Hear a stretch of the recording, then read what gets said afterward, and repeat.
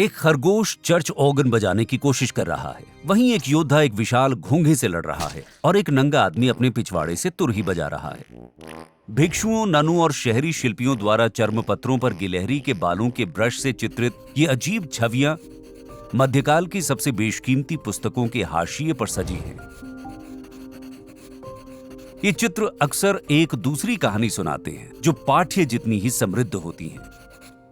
कुछ छवियां कई सुसज्जित पांडुलिपियों में मौजूद हैं और उन पुस्तकों की धार्मिक सामग्री को और सुदृढ़ करती हैं जिन्हें वे सजाती हैं। जैसे अपने कांटों पर फल उठाए शाही को विश्वास का फल चुराते शैतान के रूप में या मानव जाति के पापों का भार उठाए यीशु के रूप में देखा जा सकता है। मध्ययुगीन श्रुतियों के अनुसार शिकारी यूनिकॉर्न को केवल तब पकड़ सकता था यदि वो उसका सींग किसी कुमारी के गोद में डाल दे। तो यहाँ यूनिकॉर्न का अर्थ हो सकता था यौन प्रलोभन या यीशु का अपने दुश्मनों द्वारा पकड़े जाना। इस बीच संभव है कि खरगोश मानव के कामातुर स्वभाव को दर्शाते हों और पवित्र संगीत बजाने के प्रयासों के जरिए वे अपनी विफलताओं के बावजूद खुद का उद्धार कर सकते हों। ये सभी संदर्भ मध्यकालीन यूरोपीय लोगों के लिए अन्य कला रूपों और मौखिक परंपराओं से परिचित रहे होंगे। हालांकि कुछ संदर्भ सदियों से अधिक रहस्यमय होते गए हैं। आज कोई भी पक्के तौर पर नहीं बता सकता कि घोंघे से लड़ते योद्धा के आम मोटिव का क्या अर्थ है या वो योद्धा पराजित होता क्यों दिखाई दे रहा है।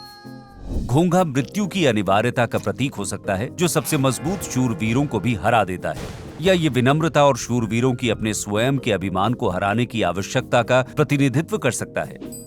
कई सुसज्जित पांडुलिपियां धार्मिक या शास्त्रीय ग्रंथों की प्रतियां थीं और पुस्तक निर्माताओं ने इन चित्रों में अपने खुद के विचार और मत शामिल कर दिए थे।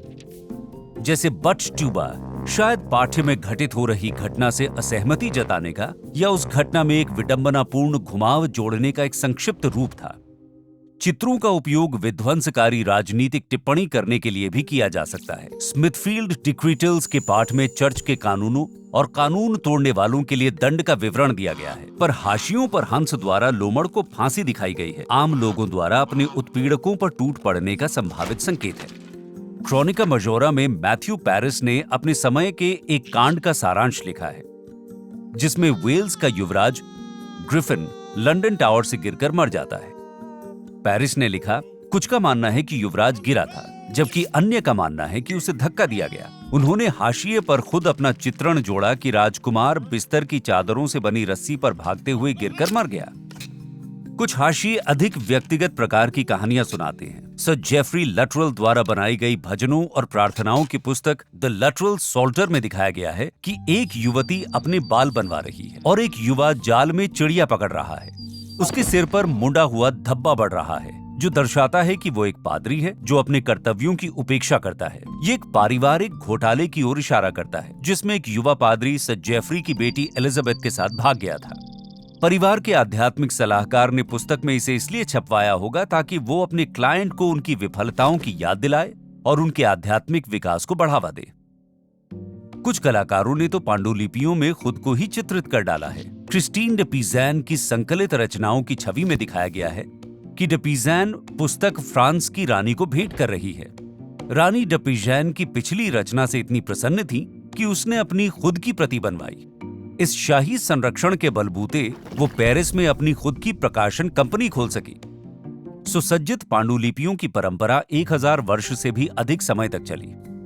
व्यक्तियों या दलों द्वारा ये पुस्तकें बहुत अलग अलग उपयोगों के लिए बनाई गई थी, जैसे निजी प्रार्थना सहायक, चर्च में सर्विस बुक, पाठ्य पुस्तकें और युद्ध में ले जाने के लिए रक्षक तिलिस्म। इन सभी अलग अलग उपयोगों में हाशियों में मौजूद ये पेचीदा छोटे छोटे चित्र मध्ययुगीन कलाकारों के मन की एक अनूठी खिड़की हैं।